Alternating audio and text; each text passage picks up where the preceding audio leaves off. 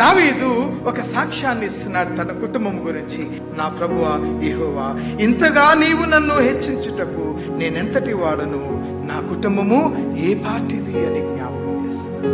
ప్రియమైనటువంటి దేవులారా, దావీదు తండ్రిగా ఆయన తన కుటుంబాన్ని దేవుని దగ్గర ఒక ప్రతిబింబిస్తున్నాడు. ఏమన్నానంటే, ప్రభువా, ఈరోజు నేను గాని నా కుటుంబము గాని ఆశీర్వదింపబడటానికి కారణం ఏంటంటే నీవే నీవే నీవే.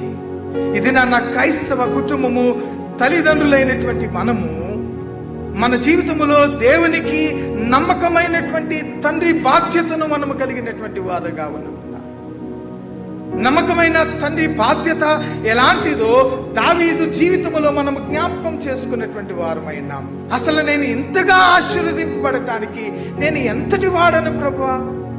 తనను తాను తగ్గించుకుంటూ తన కుటుంబ వ్యవస్థను తగ్గిస్తూ దేవుని దగ్గర హంబుల్ రిక్వెస్ట్ చేస్తున్నాడు. ఆయన ఏమన్నాడంటే, ప్రభువా, నా కుటుంబము గాని నేను గాని ఏ పార్టీ వారం అని అంటున్నాడు. తీసుకున్న మొదటి రెస్పాన్సిబిలిటీ తెలుసా?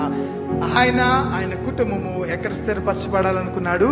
దేవుని సన్నిధిలో స్థిరపరచబడాలనుకున్నాడు. రెండవది, నా కుటుంబము నిత్యము నీ ఆశీర్వాదము నొందుదానిగా చేయము ప్రభువా అని అంటాడు. మనం ఏమి నిశ్చయత తీసుకోవాలి దేవుని దగ్గర అంటే, ప్రభువా, నేనును నా కుటుంబమును నిత్యము నీ సన్నిధానంలో స్థిరపరచబడాలి. నేనును నా కుటుంబము నిత్యము నీ ఆశీర్వాదము నొందే కుటుంబముగా ఉండాలని ప్రార్థన చేసే వారముగా ఉన్నామా?